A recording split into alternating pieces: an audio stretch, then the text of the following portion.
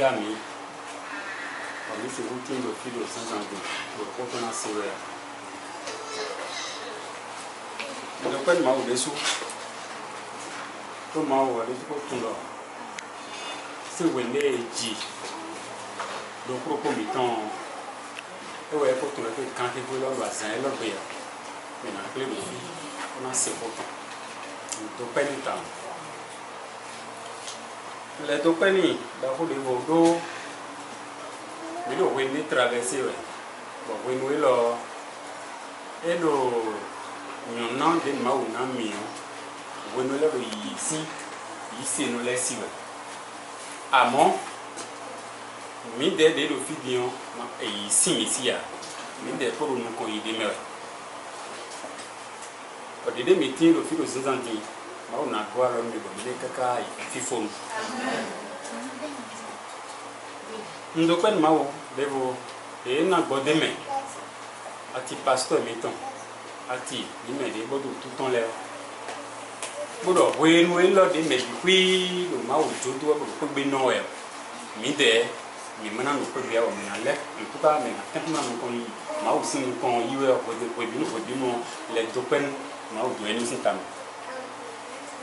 Les deux personnes de Corocom dans le sud, ils mettent le camp 20. Nous connaissons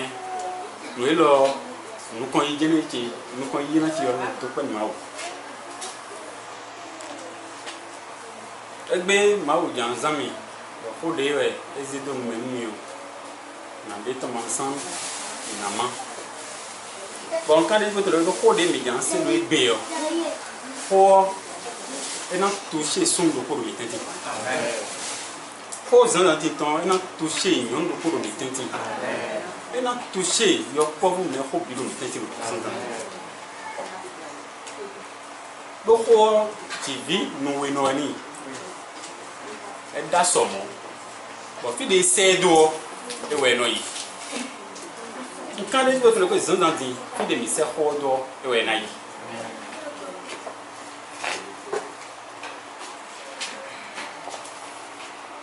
Nous disons nous n'avons pas de mais tu t'es mis le problème.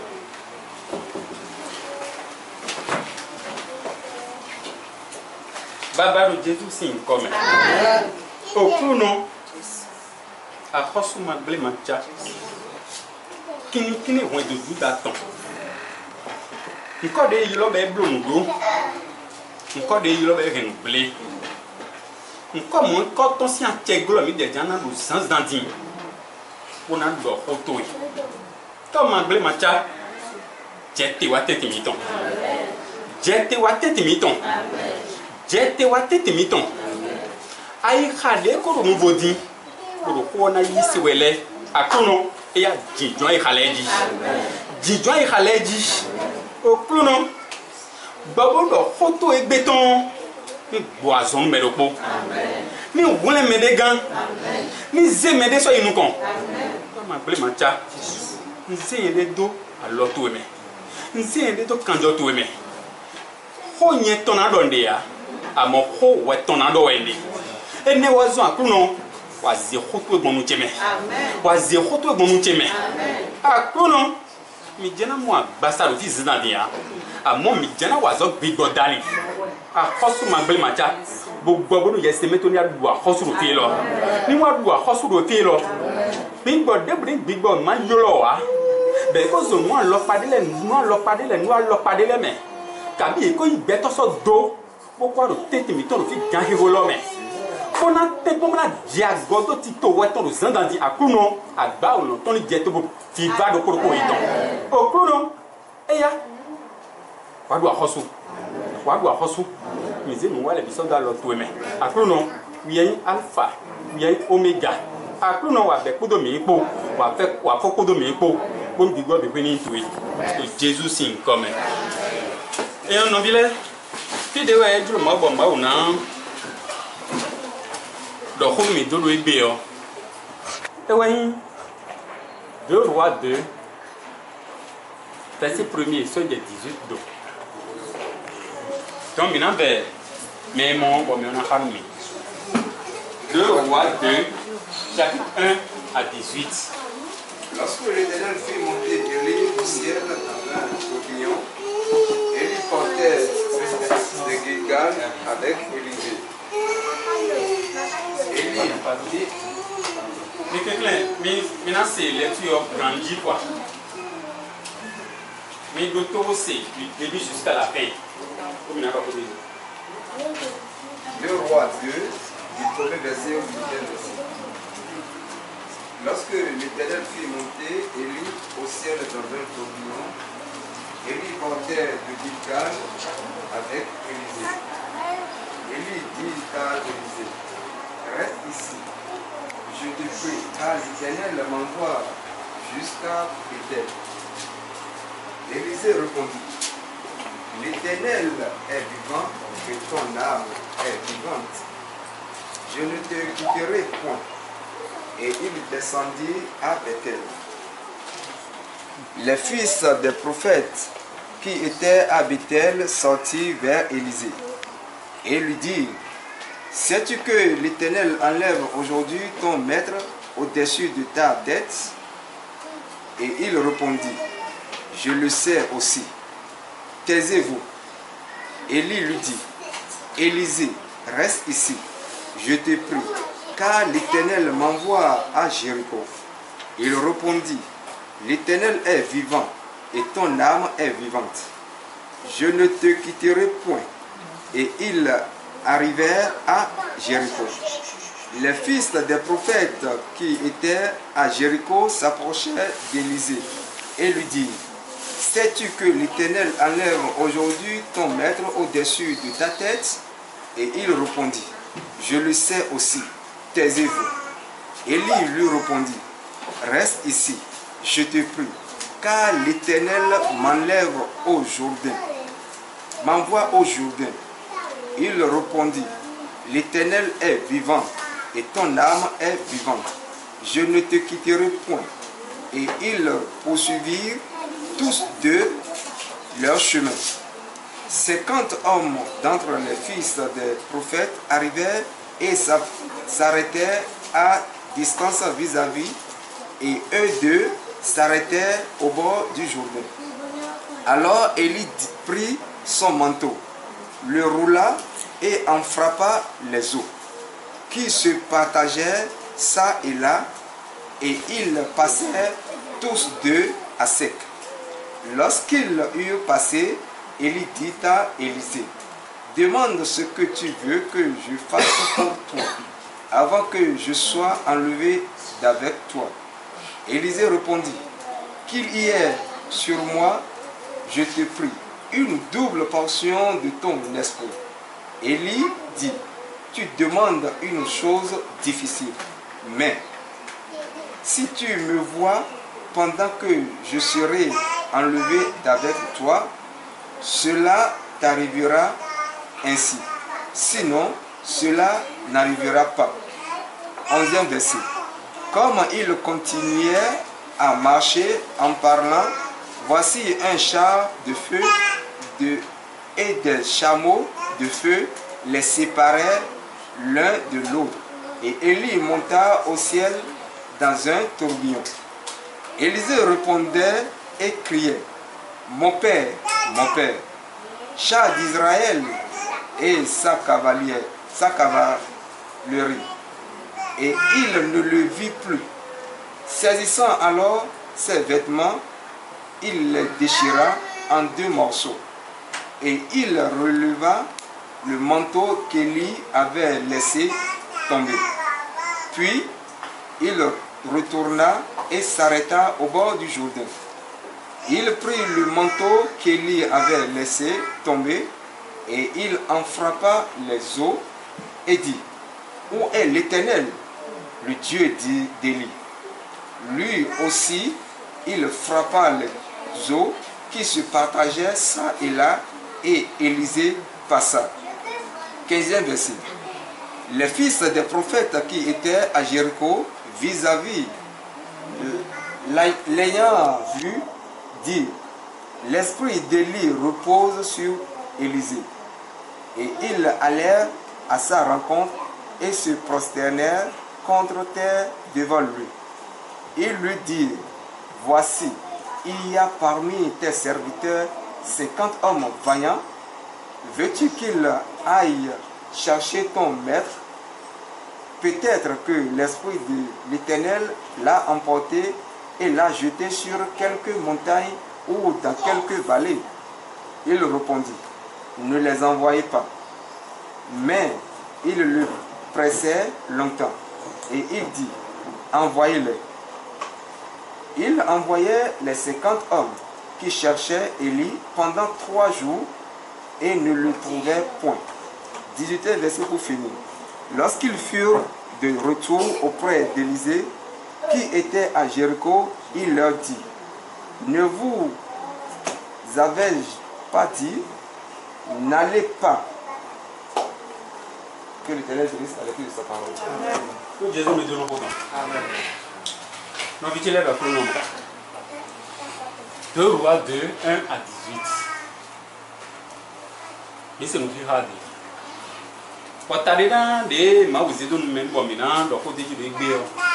Et voyez, la détermination, la clé pour obtenir une chose difficile.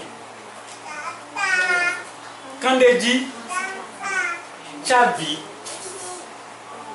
des gens sont bonaï, nous d'accord de nous sincères. Et dit maintenant la détermination, la clé pour obtenir une chose difficile. Alors, moi, quand je me perds, moi, je me dis que nous sommes sincères de Bermelé. Mais bien qu'il y a 100 ans, ça n'a pas été de vous aller rompre, ça n'a pas été de vous aller nous sommes sincères de Bermelé.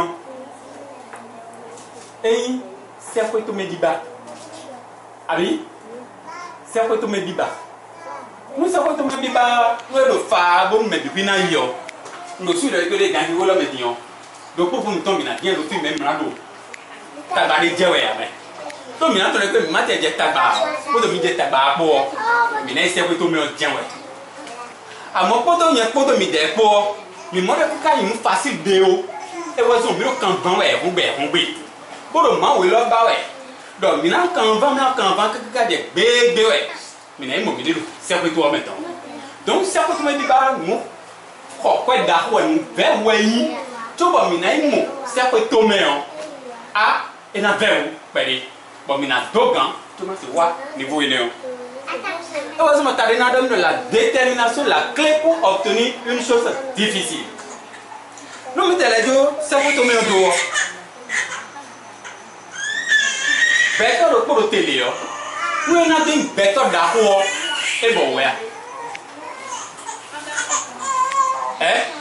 Mais comment même? Better de pour le paiement, nous avons une better d'accord pour le paiement et bon oui ouais. Tu vois nous que nous avons des maintenant une better d'accord ben alors à mi semero 5 à mi wa de temps. Ah et le film football nous on jet ani amen. Et jet tagba boko koto kini problème les kaka tu vois niveau non. Abi comment beto yi dessous maintenant de beto d'apoleo ah et bon de bois non mais je finis de entreprise il y a comme na créer le bébé fio et bon ouais mais abi nous avons créé entreprise on a moi zoro pour me na wa mais pour y a un entrepreneur là le concept mais pour des minutes de tag ma mon kaka tu ne mon marché on yo donc en bref le bébé fio tu vois me créer anaï monde maintenant ou les tabac aja. Et n'a pas au moins sommons, tu vois naïf, fais mon coton. Donc, tu nous anaïf fais mon coton et tu n'en as des d'autres oui. À moi, bon vous venez à dire y'en a béné, bon et mon y'en a le temps. Bon, à lui dit bien m'a brûlé tape les, quelqu'un tu vois y'en a bon temps. Et puis le à docteur dehors, à cause d'un tobo ou de tobi, beaucoup l'école, sans maï atteindre objectif tout. Non, mais wa, nous devons faire le bénéméon. Le 2 Rois 2, 1 à 18 ans. Mais aussi, où est le milieu? Élie, Élisée. Prophète Élie, prophète Élisée. Il m'a dit que c'est pour le milieu. Quand même, mettons ce point, maintenant, c'est vous définir, maintenant, c'est vous expliquer, maintenant, c'est vous leur histoire. Et lit ton lait du fil sans envie. À moi, il y a pas de micro. Non, mais il y a un roi 17, 18, ouais, 19 ans.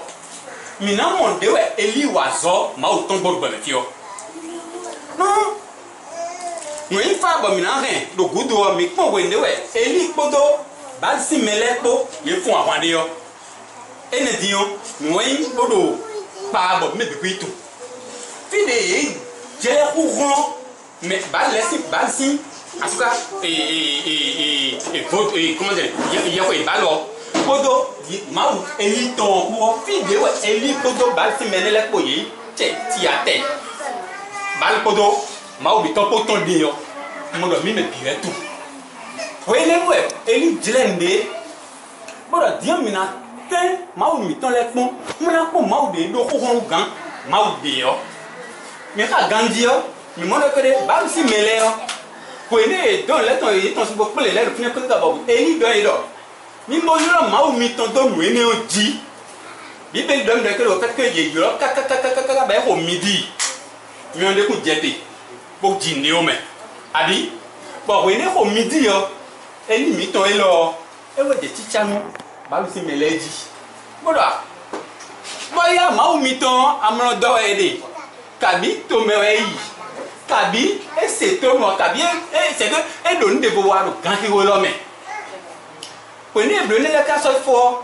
et ni miton et wa de ko ma o ye tonton kale when you wa ko le peut-être ka bon si donc on dit sinon jimi oya ben ka ko ne le bi ple ko ne le bi ple ben li ya ko gando maou don de simbo yini to le ko wa yi maou ibeli do mon mi me amo when you maou le bo do to le ka bo yo maou azoro ko bibeli do mi do kere mo was what jete mo fio mo MC ko do atimu ko do le biko abi ko ni li kado ene le biblo yo esprit ma o to de do yeme be do ra so wana bro yiwe abi e mai esprit e de suton ma o si esprit do yeme bo ni ko ko de be do sinwe e gbe do mi na ko do we e be yesu nu be so ma o fi benen affronter do fieno vodun ko ya do fineme a fieno egungun e lo ko fineme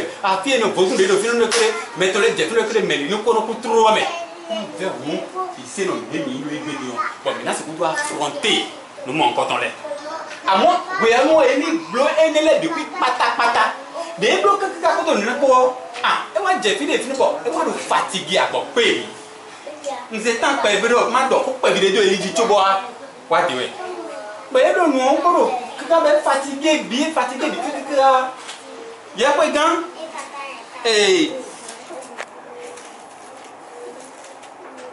Jézabel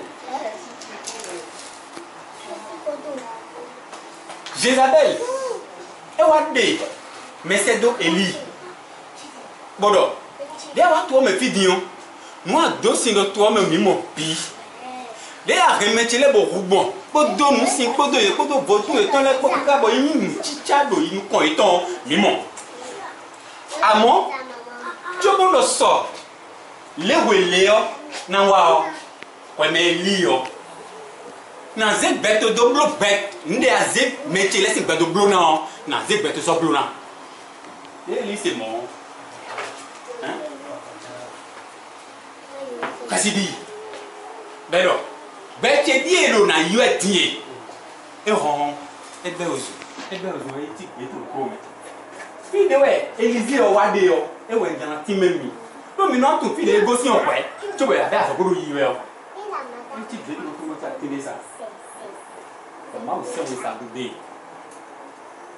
wa sa wo je fi ne o e jan ti to be ne do si ju libe ma de ye da nu yi nu de ga ni o et na nguro na si wule do mo hon bo na si wule do continuer à sortir we zombo nguru mo koton e ta ni bere malgré que les lidu nguru ene o nde ko so ta bo tro ko bo pe abo pe mi o e je ro ta meni bero ah trop c'est trop hein mi me bien la wan fun we amo ye di ku e yi me na wule hu menele àmọ́ yìí kò gé ẹ̀ pò ẹ̀bí ẹ̀ kò tómi tó ẹ̀bí ẹ̀ bẹ́ẹ̀kẹ́ bí èrò náà yíwẹ̀ dì yẹ àkúrò yẹn fún ọ̀bọ̀ ayé bẹ́ẹ̀kẹ́ àgbọ̀ pé mi ló fatigue wà àgbọ̀ ayé sẹ́kẹ́ ẹ̀ gbọ́mọ̀ kẹ́kẹ́ bá yẹ kẹ́sùn mẹ́mọ̀ àgbọ̀ pé bẹ́ẹ̀ bá náà zé bẹ́ẹ̀ tó sọ dùn mẹ́mọ̀ náà lọ yẹn yẹn wò gán tọ́ gbọ́ tọ́ kélé à wà yí yẹn ló sọ náà gbọ́jẹ́ ojú ọ̀nà ẹ̀kọ́ tí lè má wò sẹ́ wọ́n sábà tó rẹ̀ pé azɔtu ko fo wa le tsite wole dze pedzizɔliɔ dzi wole dze ɖiɖi wole dze yi dzi àmọ́ mímí ɖe yẹnu kɔkpɛ ɖe yɔ mawu ɖɔ ni lɔ diɲɛ tso bɔ ɖɔkɛ la nanɔ te yɔ gosi fina bo yi ze wɔ le da zi kpotɔ dzi ze wɔ le da zi kpotɔ dzi ze wɔ le da zi kpotɔ dzi bo yi ze Élisée bo nu Élisée na remplacer oui c'est la Bible qui a dit ça.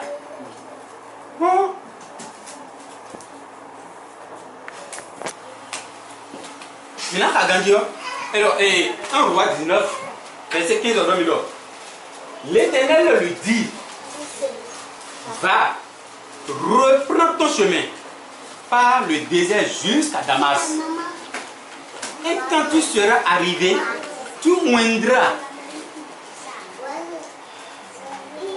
Hazaël pour roi de Syrie. Pour roi d'Israël, et le nom n'est pour roi d'Israël, et tu oins Élisée, fils de Tchaphat, d'Abel, Mawala, pour prophète à la place, à ta place. C'est la Bible qui a dit ça. Tu vois que Élisée n'a pas sorti. Maou déçoit de et tu vois Élisée n'a pas sorti. Maou déçoit de Élisée. Élisée ni mort. Élisée en fait avec Annie. Mais dit tout le que quoi non est ni toi pour Élisée. Quand il va nous, il si ni à moi dire donc non sont morts. Prenez ma cas de mon Élie titeo. Et il va puis de Élisée dehors. Posez manteau ton. Moi j'ai fini